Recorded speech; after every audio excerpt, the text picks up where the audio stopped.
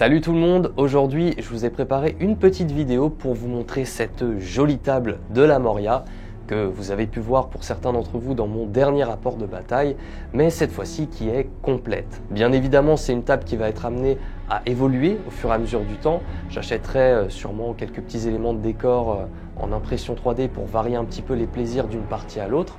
Mais en tout cas, déjà on a une table, il faut voir qu'elle est immense, hein.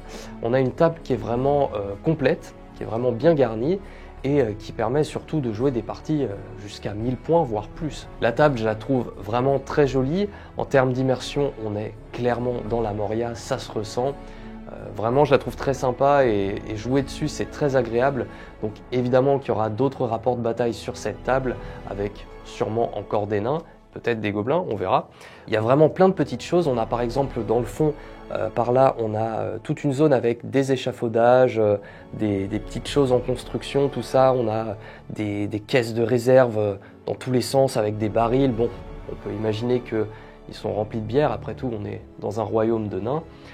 Et puis pareil, les échafaudages, on peut imaginer que ça a été construit par les gobelins, ou bien que ce sont par exemple les nains de Balin qui, après avoir reconquis la Moria, ont décidé de rebâtir un petit peu tout ça et de remettre tout ça à neuf. Donc vraiment plein de petites choses. Là on a la zone des échafaudages, donc petite zone un peu délabrée en construction.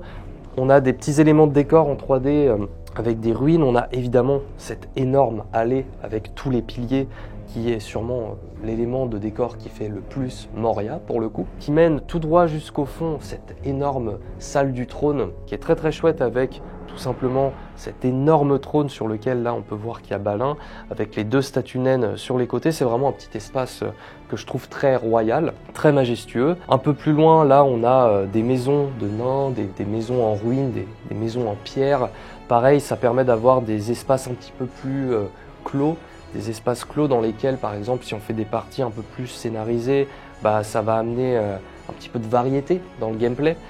Puisque forcément dans un espace restreint comme ça, on peut imaginer qu'en perdant les combats, les figurines vont être plus facilement bloquées.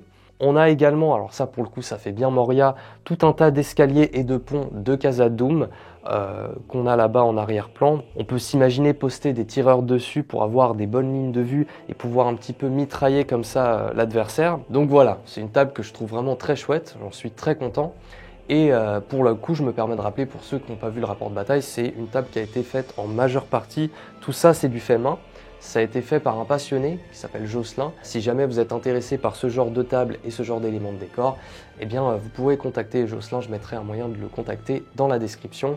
D'ailleurs, j'en profite pour parler du deuxième personnage qui a permis à cette table d'exister, qui est donc Lenway, maître des forges, qui fait des impressions 3D, des décors en impression 3D.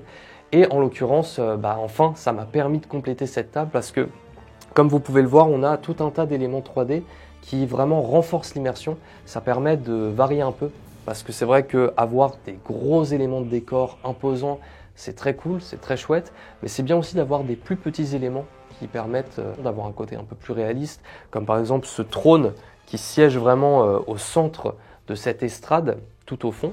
Et puis aussi des petites ruines ici et là, et puis des caisses de ravitaillement, j'en ai parlé tout à l'heure. Donc voilà, ça m'a permis vraiment de compléter cette table et de l'améliorer bien comme il faut. Donc pareil, si vous êtes intéressé par des décors en impression 3D, je mettrai un petit lien vers la page Facebook de Lenway pour pouvoir le contacter. De mon côté, ça fait quand même vachement de bien de ne pas avoir m'occuper de toute cette partie-là, de tout ça, de faire les décors, etc. C'est quelque chose qui n'est pas forcément ce que je préfère faire et puis surtout, ça me permet de me libérer du temps pour me focaliser sur la création de contenu, de vidéos et puis surtout la peinture de figurines qui, pour le coup, m'intéresse beaucoup plus. Là, l'avantage, c'est que tout était déjà quasiment prêt.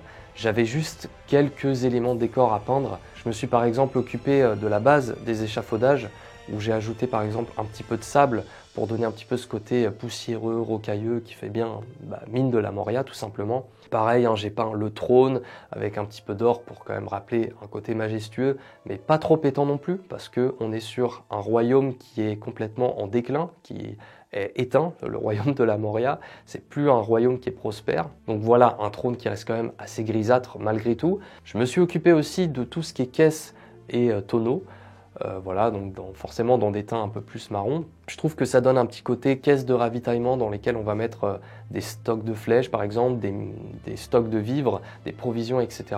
Tous ces petits éléments de décor cumulés, forcément, ça permet d'avoir une table plus jolie, plus vivante et donc plus immersive et sur laquelle c'est quand même beaucoup plus sympa de faire des parties. Bon, évidemment, ce genre d'éléments de décor, c'est vraiment du speed painting de chez Speed Painting, mais en fait, il n'y a pas besoin de trop s'embêter, même avec quelques brossages à sec, ça se fait très rapidement et ça permet d'obtenir un résultat qui est franchement convaincant. Ça suffit largement d'ailleurs. Bon, j'imagine que certains d'entre vous le savent déjà, mais surtout, n'utilisez pas des peintures Citadel, des peintures Games Workshop ou des peintures de figurines d'une manière générale pour peindre ce genre d'éléments de décor, à part si c'est vraiment des toutes petites zones, parce que ça coûte extrêmement cher et vous allez vous ruiner.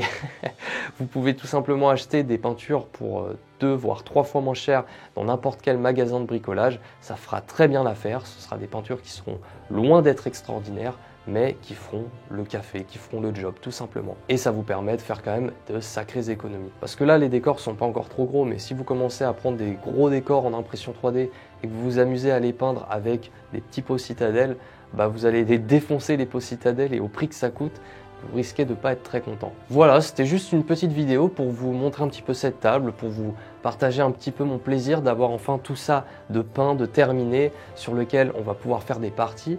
Et puis voilà, vous montrer un petit peu quelques jolis plans qui sont un petit peu immersifs dans les profondeurs de la Moria. Quoi qu'il en soit, moi je vous dis évidemment à plus pour de prochaines vidéos.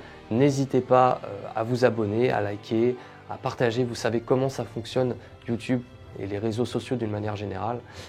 Donc voilà, je vous dis salut et à la prochaine.